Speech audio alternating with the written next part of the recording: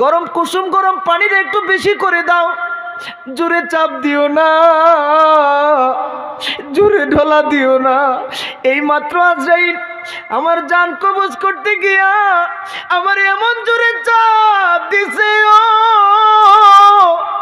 আমার অবস্থা বড় নাস্তা নাবুদ হয়ে আছে। জোরে আর ডলা দিও না, দাও দাও কুসুম গরম পানিটা দাও। আব্বা আপনারা জানেন শিং মাছের গায়ে লাগছে, মাছ আনতে গিয়া বা মাছ মারতে গিয়া দেখবেন পায়ের মধ্যে একটু গরম কুসুম গরম পানিটা ডাললে আরাম লাগে। মুর্দারের এই মাত্র জান কবজ করতে গিয়া এত কষ্ট হয়েছে, এত কষ্ট হয়েছে। মুর্দার চিৎকার করে, কে গো জীবনের শেষ গোসল দাও, জোরে চাপ দিও না। এই যে কুসুম গরম পানির গোসল দিয়া এমন একটা বাড়িতে ওনারে নিয়ে দিয়ে আসবেন, বলেন যেই বাড়িতে যাওয়ার গাড়ি আছে ফেরত আসার আর কোনো গাড়ি না। আর মহব্বতে কোন আল্লাহু আকবার। একটু খেয়াল করেন কতজনের আব্বা জানলে নামায় দিয়ে আসলেন। আপনাদের দাদা বুবু চাচা আজকেও নাকি 2 জন লোক ইন্তেকাল করেছে, এই এলাকার মারা যায় নাই, কবরে রাইখা আসছেন। এ বাচ্চারা তোমরা কবর পারে যাও না, আমার নবী তো বলতো তোমরা বেশি বেশি কবর জিয়ারত করবা, কবর জিয়ারত তোমাদেরকে মৃত্যুর কথা স্মরণ করায় দিবে। তোমরাও একদিন মৃত্যুর যাত্রী হবা। মানুষ বলে কবরে গেলে মানুষটা চিৎকার করে, বন্ধুরে আমারে সারা 1 কাপ চাও খাওয়ার চিন্তা করতি না, আজকে কেমন নিষ্ঠুর মানুষ, আমার মাথার উপর এতগুলা মাটি দিয়া, ডানেও মাটি বামেও মাটি, আমার এইভাবে মাটি চাপা দিয়া তাড়াতাড়ি গুড়টা ছেড়ে দিলি। আরে কবর বলে প্রতিদিন মানুষকে ডাকতে থাকে, আজরাইল বলে দৈনিক 5 বার মানুষের দরজায় আঘাত করে। কবর প্রতিদিন আমাদের দরজায় 5 বার করে ডাকতেছে, মানুষ রে আমি বড় অন্ধকার পোকামাকড়ের ঘর, আমি বড় অন্ধকার ঘর, আলো নিয়ে আইসো, তোমরা ঔষধ নিয়ে আইসো। আপনারা সবাই আমার সাথে বলেন, 2 জন ভলান্টিয়ার ভাই একটু পিছনের দিকে খেয়াল রাখবেন। আপনারা কেউ যদি ডিস্টার্ব করতে চায় আপনারা বুঝে নেবেন নিশ্চিত সে শয়তানের অনুসারী, কেননা মসজিদে মাহফিলে ডিস্টার্ব করে শয়তানের অনুসারীরা, আপনারা তাদেরকে একটু সতর্ক করে দিবেন। 2 জন ভলান্টিয়ার ভাই আপনি একটু পিছনের দিকে থাকেন, উঠেন, আপনি একটু পিছনে বসেন, আমার দিকে তাকান। বাকিরা বলেন, আলো হইল কোরআন, আলো কি? কোরআন। আর ঔষধ হলো নামাজ, ঔষধ কি? আপনারা কোরআন পড়বেননি, কোরআন শিখবেননি। আমি জানি না কোন সে অবাগা আব্বা আছেন, ভাই আছেন, মা বোন আছেন, 10টা সূরাও পারেন না, 12টা সূরাও পারেন না, অথচ নির্লজ্জের মতো দিন কাটাইতেছেন। ইস, আরে কোরআন না শিখলে আপনি কেমনে বুঝবেন নূর কি জিনিস কবরের মধ্যে? আমার নবী তো বল, আল্লাহর কোরআন, কোরআনে নিজেই তো আসছে, ওয়ানুনাজ্জিলু মিনাল কুরআনি মা হুয়া শিফা, আল্লাহু আকবার, মা হুয়া শিফা ওয়া রাহমাতুল লিল মুমিনিন।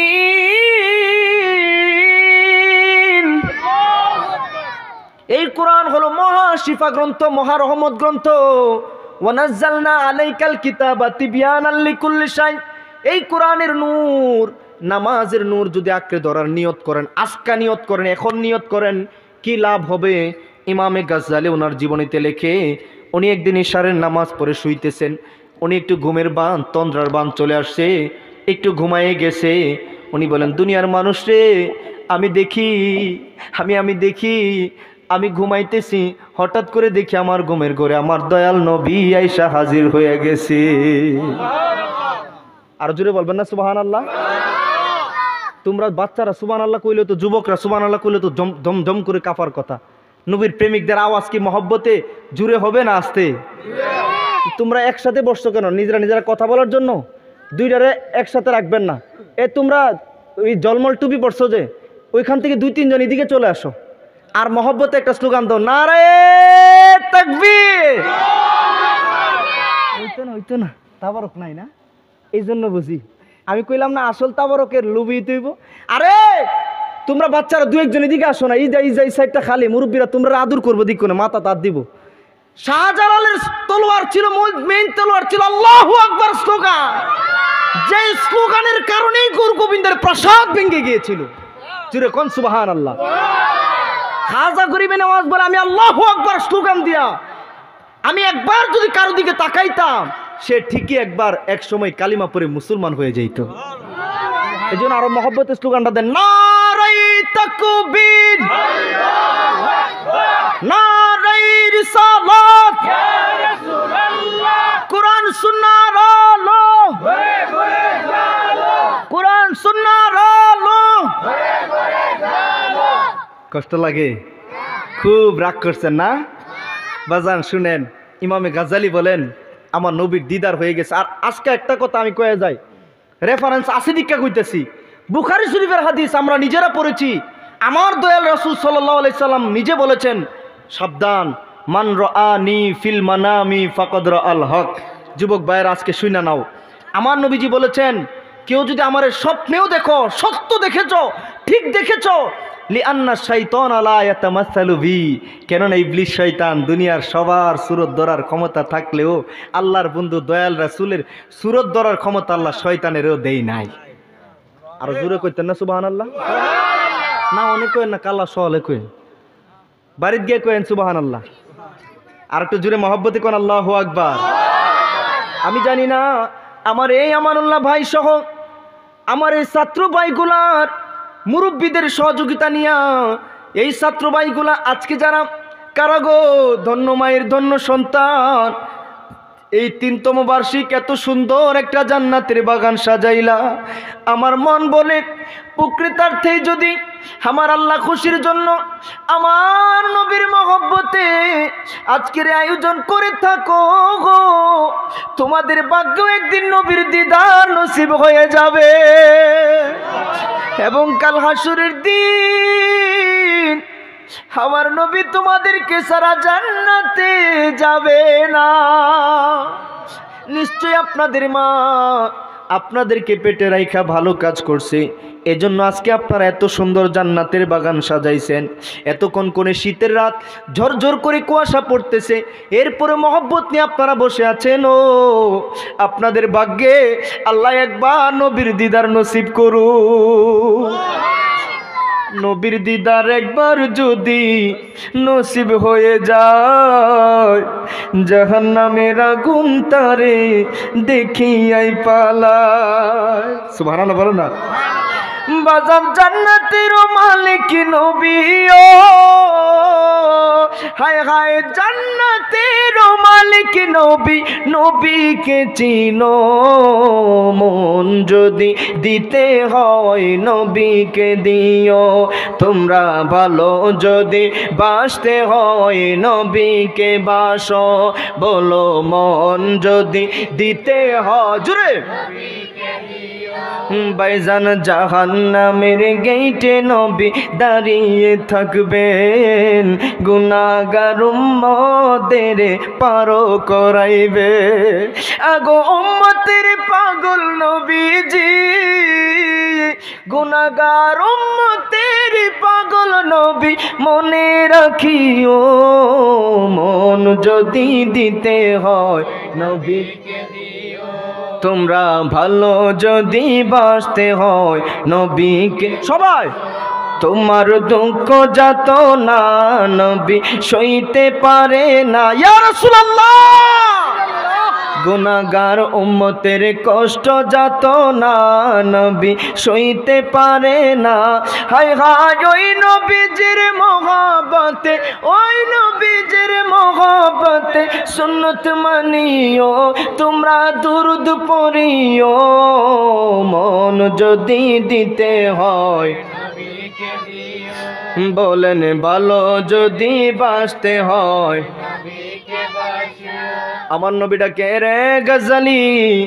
আমি নবী আসছি তোরে একটা খবর দেওয়ার জন্য, তোরে একটা খবর দেওয়ার জন্য। হুজুর কি খবর দেওয়ার জন্য আসছেন? ওই যে ওই এলাকার একটা লোক দুনিয়া থেকে বিদায় নিয়ে গেছে, নাম তার আব্দুর রহমান, যারে জায়গা জানি কালকে সকালে গিয়ে খবর দিবি রে। আমি নবী ঘোষণা দিলাম লোকটা জান্নাতি, জান্নাতি। ঠিক ঠিক ঠিকানায় ইমামে গাজ্জানী গিয়ে হাজির। দেখলো লোকেরা ঠিকই তার কাফন দাফনের জন্য, তার জানাজার জন্য রেডি হইতেছে। গিয়ে ডাকে, কে গো? আব্দুর রহমানের আত্মীয় স্বজন। কে আসছেন আপনারা তার জানাজার জন্য? চলেন আপনারা চলেন, আমিও তার কাফন দাফনের শরিক হয়ে যাব, আমিও তার গোসলে শরিক হয়ে যাব। সবাই অবাক হয়ে হুজুরের দিকে তাকায় আছে। হুজুর, আপনি এত বড় একজন আলেম, যুগশ্রেষ্ঠ একটা আলেম, আমরা তো আপনার দাওয়াত দেওয়ার সাহসও করি নাই, দাওয়াত দেওয়ার কথা স্মরণও করতে পারি নাই। সাধারণ কাঠমিস্ত্রি একজন লোক, আপনি দি কেমনে চলে আসলেন? আমার ইমামে গাজ্জালীকে দিয়ে বলেন, আরে আব্দুর রহমানের ওলি আওলাদ, তোরা ভুলে যাইতে পারোস রে, এই আব্দুর রহমান হয়তোবা এমন আমল করে গেছে দুনিয়াতে, আমার নবী আইসা তার খবর দিয়া গেছে, আমার নবী আইসা তার খবর দিয়া গেছে। চল আমি তার গোসলে শরিক হয়ে যাব, আমি তার কাফনে শরিক হয়ে যাব, জানাজায় শরিক হয়ে যাব। জানাজার পরে পরিবার কে আছে আমাকে একটু কথা বলায় দে। হুজুর, তার বিবি ছাড়া তো কেউ নাই, পর্দার সাথে ব্যবস্থা করায় দে। আমি একটু জানতে চাই কি আমল করতো রে, যে আমলের কারণে দয়াল রাসূল নিজে আইসা এমন খবর দিয়া যায়। আব্দুর রহমানের বিবি পর্দার অন্তরালে বসা। ইমামে গাজ্জালী ডাক দিতেছেন, মা গো, আপনার স্বামী কি আমল করতেন, এত বড় মর্তবা কেমনে পাইলেন? বলে, হুজুর বলেন কি, আমার স্বামী তো সাধারণ একজন কাঠমিস্ত্রি ছিল। বলেন কি ছিল? কাঠমিস্ত্রি ছিল, বড় কোনো আলেম ছিল না, বড় কোনো আমল জানতো না, আমি তো তেমন কোনো আমল করতে দেখতাম না, কাঠমিস্ত্রি ছিল হুজুর। তবে হুজুর আমি দুইটা আমল করতে সব সময় দেখতাম। হুজুর, গহীন জঙ্গলায় কাঠ কাটতে গেলে যখন ওই কাঠ কাটতে যাইতো, কাঠ কাটার জন্য কোরালটা উপরে নিয়েছে, এমন সময় যদি মসজিদে আল্লাহু আকবার, আল্লাহু আকবার বলে ডাক আসতো, আমার স্বামী আর কোরাল কাঠে মারতো না। ইন দ্য মিন টাইমের সাথে সাথে কোরালটা নিচে রাইখা দিয়া আমার আল্লাহর ডাকে সারা দিয়া মসজিদে আল্লাহর মেহমান হইয়া যাইতো। আমি আরেকটা কাজ করতে দেখতাম হুজুর, এমন একটা রাত্র নাই, মানুষ তো গোসল করে, মানুষ তো কাজ কাম শেষে রাত্রিবেলা খাওয়া দাওয়া করে ব্রাশ টাশ করে তাড়াতাড়ি ঘুমাইতে যায়, কিন্তু আমি দেখতাম আমার স্বামী কোরআনটা নিয়া বুকের মধ্যে লাগায় চুমা খায়। কোরআনটা তেমন শুদ্ধ করে পড়তেও জানে না, তারপরেও পড়ার চেষ্টা। সূরা ফালাক নাস বুখারী শরীফে আছে, কেউ যদি প্রতিদিন রাত্রে সূরাতুল ফালাক, কিছু রিওয়ায়াতে আসছে সূরাতুন নাস, এগুলা পইরা যদি গায়ে মাখে, মেয়ের গায়ে মাখলো, বিবির গায়ে মাখলো, সন্তানদের গায়ে মাখলো, হাদিস প্রমাণ আমি নিজে পড়েছি, আমার দয়াল রাসূল বলেছে তাকে কোনো